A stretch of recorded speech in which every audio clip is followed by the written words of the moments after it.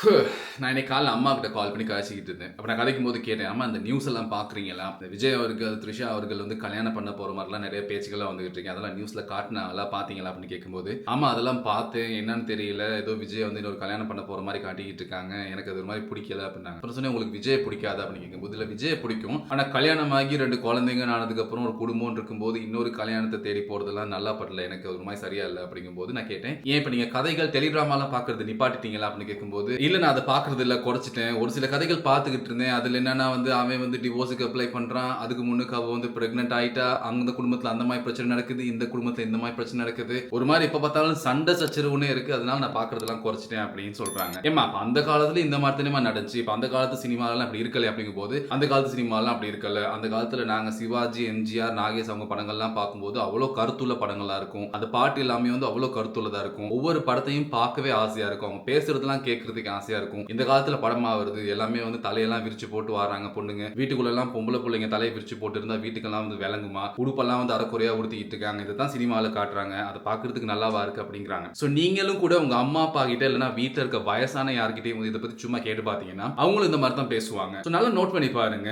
ஒவ்வொரு காலப்பகுதியிலையும் அந்த காலப்பகுதியில் அவங்க பார்த்த சினிமா வந்து அவங்க மேல இருந்து ஒரு பெரிய தாக்கத்தை ஏற்படுத்தி இருக்கு. அதாவது சினிமாவில் என்னத்தை காட்டுறாங்களோ அதுக்கு ஏற்ற மாதிரி தான் அந்தந்த காலகட்ட பகுதியில் வாழ்ற மக்கள் அதுக்கு ஏற்ற மாதிரி நடந்துக்கிட்டாங்க. அவங்களோட லைஃப் ஸ்டைல் பார்த்தா அது தழுவுன மாதிரி தான் இருக்கும். ஒரு எக்ஸாம்பிள் எடுத்துக்கோமே, இப்போ நம்ம அம்மா அப்பா இருக்காங்க இல்லையா, அந்த ஜெனரேஷனை சேர்ந்தவங்க அவங்களோட குடும்ப லைஃப்ல எல்லாம் எவ்வளவு தூரம் சண்டை சச்சரவுலாம் வரும் நீங்க பார்த்துருக்கீங்களா? ஒரு டைமுக்கு வந்து கை கலப்புக்கெல்லாம் போகும், அடிச்சுக்குவாங்க. ஆனா என்னைக்குமே அம்மா அம்மா இருந்து அப்பா அம்மா எங்கேயுமே விட்டு கொடுக்க மாட்டாங்க. அப்பவும் அதே மாதிரி தான், அவங்களுக்குள்ள எவ்வளவு சண்டை வந்தாலும் நாங்க ஏதாவது ஒரு வார்த்தை சொல்ல போனா, நீ அப்படி பேசுற, உனக்கு அப்படி பேசுறதுக்கு யார் உரிமை கொடுத்தா, நீ அப்படிலாம் பேசக்கூடாதுன்னு எங்களை திட்டுவாங்க. எவ்வளவுதான் அடிச்சுக்கிட்டாலும் அந்த பிரச்சனை எல்லாம் வெளியில போகாத மாதிரி பாத்துக்குவாங்க. நல்லா யோசிச்சு பாருங்க, இப்போ இருக்க டைம் பீரியட்ல மாதிரி இல்லனா இப்ப இருக்க சினிமாவை பார்த்து கெட்டு போன பசங்களோ பொண்ணுங்களோ மாதிரி அந்த டைம்ல அவங்கலாம் ஒரு சின்ன பிரச்சனை வந்தா கூட, எனக்கு நீ வேணாம், நான் டிவோர்ஸ் வாங்கிக்கிறேன், நான் போய்க்கிறேன் அப்படின்ட்டு குடும்பத்தை பிரிக்கிறதுக்கோ இல்லைன்னா குடும்பத்தை உடச்சிக்கிட்டு வெளியில போறதுக்கோ யோசிச்சிருந்தா நம்ம இன்னைக்கு இந்த இடத்துல இருந்திருக்க முடியுமா? நம்ம படிக்கிற படிப்பா இருக்கட்டும், நம்ம இருக்க வேலையா இருக்கட்டும், நம்ம இந்த சொசைட்டில இந்த ஒரு இடத்துல இருந்திருக்க முடியுமா?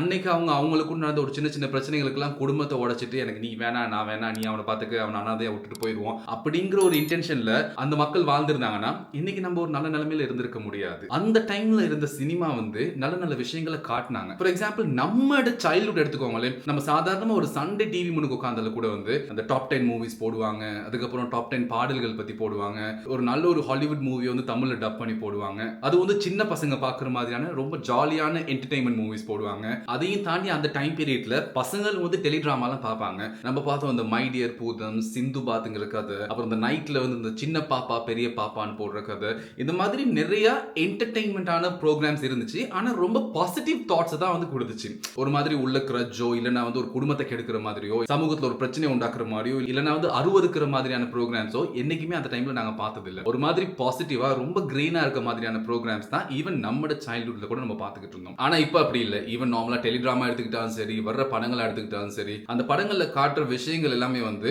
ஒரு குடும்பமா எல்லாரும் உட்காந்து பார்க்கக்கூடிய விஷயங்களா இல்லை. ஸ்பெஷலி வந்து டெலிடிராமாலாம் எடுத்துக்கிட்டா ரொம்பவே மோசமா இருக்கு. எல்லா டெலிடிராமா எடுத்துக்கிட்டாலுமே கூட அந்த குடும்பத்தை வந்து அவங்க கெடுக்கிற மாதிரி, அவன் வந்து இன்னொரு பொண்டாட்டி வச்சுக்கிற மாதிரி, இல்லைன்னா இவன் பொண்டாட்டி அவன் கொண்டு போய் வச்சுக்கிற மாதிரி, இந்த மாதிரி ஏதாவது ஒரு அருவருக்கத்தக்க விஷயங்களை தான் தொடர்ந்து காட்டிக்கிட்டு இருக்காங்க.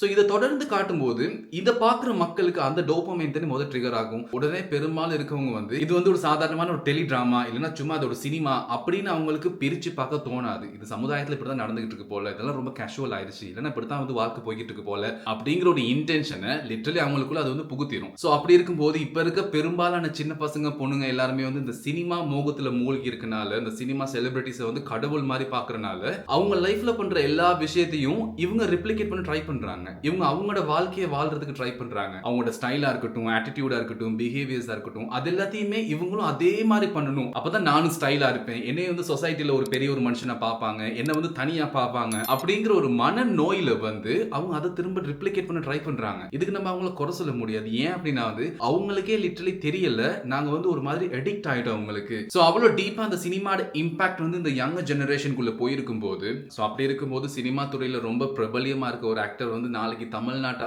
ஆளணும்னு வரும்போது அவர் வந்து சமுதாயத்துக்கு சீர்கேடான முறையில ஒரு விஷயத்தை எடுத்து காட்டும் போது அதை ஃபாலோ பண்றதுக்கு லட்சக்கணக்கான கோடிக்கணக்கான பேர் இருக்காங்க. அது வந்து அந்த ஜெனரேஷனை தப்பான முறையில தான் இன்ஸ்பயர் பண்ணுமே தவிர எங்கேயுமே வந்து ஒரு பாசிட்டிவிட்டியை கிரியேட் பண்ணாது. சோ இப்போ நீங்க வந்து சோஷியல் மீடியாவில் பெரும்பாலும் எங்க எடுத்து பார்த்தாலும் ஈவன் அதுக்காக ஃபைட் பண்ற பண்றாங்க. இல்ல அது சரியா தான் பண்றாரு, அது தப்பு இல்ல, நீங்க எப்படி அது தப்புன்னு சொல்ல முடியும் அப்படின்னு ஆர்கியூ பண்ற அளவுக்கு அவங்களுக்குள்ள அவ்வளவு டீப்பா போயிருக்குன்னா இதெல்லாம் தப்பு, இந்த பிரச்சனையை நம்ம வேற ஆங்கிள் பார்க்க வேண்டியிருக்கு அப்படிங்கிறது அவங்களுக்கே தெரியல. நம்ம வெஸ்டர்ன் கல்ச்சர் இல்ல, நம்ம இன்னைக்குமே தமிழ் கலாச்சாரத்துல தான் இருக்கோம். இன்னைக்கும் நம்ம குடும்பங்களாவது குடும்பங்களா இருக்கிறதுக்கு ஒரே காரணம் நம்ம தமிழ் கலாச்சாரம் தான். நம்மளும் வெஸ்டர்ன் கல்ச்சருக்கு ஏத்த மாதிரி ஆஃப்டர் 18 நீ வெளியில போ, உன் லைஃப் நீ தனியா பாத்துக்கோ, இல்லனா உனக்கு எத்தனை கேர்ள் ஃப்ரெண்ட் வேணா நீ வச்சுக்கலாம், உன் லைஃப் நீ பாத்துக்கோ, உனக்கும் பேரண்ட்ஸ்க்கும் இந்த சம்மந்தம் இல்ல அப்படிங்கிற ஒரு ட்ரெடிஷனுக்குள்ள நம்ம என்னைக்கு வாரமோ அன்னைக்கு நம்ம நாசமா போயிருவோம், நம்ம நாடு நாசமா போயிரும். அதனால தான் நம்ம இன்னைக்கும் நம்மளுக்குள்ள ஒரு ஒழுக்கத்தை வச்சிருக்கோம். ஸோ அந்த ஒழுக்கங்கள் எல்லாம் காலங்காலமா நம்ம பழகிட்டு வரோம், நல்ல விஷயங்கள் தானே அதெல்லாம், அதையே நம்ம விட்டு கொடுப்பானே. அப்படி இருக்கும்போது இந்த சினிமாட மோகம் மக்கள் மேல ஒரு ரொம்ப பெரிய ஒரு தாக்கத்தை ஏற்படுத்திட்டு இருக்கு. ஸோ அதனால என்ன சொல்ல வரேன்னா எல்லா விஷயத்தையுமே பிரிச்சு பார்க்க கத்துக்கோங்க. சினிமான ஜஸ்ட் சினிமா மட்டும் பாருங்க, என்டர்டைன்மெண்ட்னா வெறும் என்டர்டைன்மெண்ட் மட்டும் பாருங்க. அவங்கள ரொம்ப பர்சனலா எடுத்துக்க போகாதீங்க. ஈவன் நான் இந்த தமிழ்நாட்டை சேர்ந்த ஒரு பிரபலியமான ஆக்டரை நான் எக்ஸாம்பிள் எடுத்துக்கிட்டது காரணம் கூட, நாளைக்கு அவர் ஒரு மக்கள் பிரதிநிதியா இருக்கணும், மக்களை ஆளணும்னு நினைக்கிறனால, ஸோ பொதுநல வாழ்க்கைக்கு வரணும்னு நினைக்கிறனால தான் நான் அவர் எக்ஸாம்பிள் எடுத்துக்கிட்டேன். ஆனா நல்லா டீப்பா யோசிச்சு பாருங்க, நம்மட ஃபேமிலிக்குள்ள இந்த மாதிரி ஒரு விஷயம் நடந்துச்சுன்னா, நம்மட பேரண்ட்ஸோ நம்ம கூட பிறந்தவங்கள இந்த மாதிரி நடந்துக்கிட்டாங்கன்னா, நம்ம அந்த இடத்துல இருந்து எப்படி ரெஸ்பாண்ட் பண்ணுவோம், அந்த விஷயத்துக்கு நம்ம எப்படி ரியாக்ட் பண்ணுவோம், அந்த பாயிண்ட் ஆஃப் வியூல நீங்க வச்சு யோசிச்சு பாத்தீங்கன்னா மேபி நீங்க ஆர்கியூ பண்ற நிறைய விஷயங்கள் சோஷியல் மீடியால வேற விதமா பார்க்க தோணும். அண்ட் நீங்க பயன்படுத்துற வார்த்தைகள் எல்லாத்தையுமே இன்னும் முறையா கையாளுறதுக்கு யோசிப்பீங்க. நான் சொல்றது சரியா பிழையாங்கிறது கீழே கமெண்ட்ஸ்ல கொடுங்க गाइस. அண்ட் இந்த வீடியோ பிடிச்சிருச்சுன்னா சப்ஸ்கிரைப் பண்ணுங்க. See you.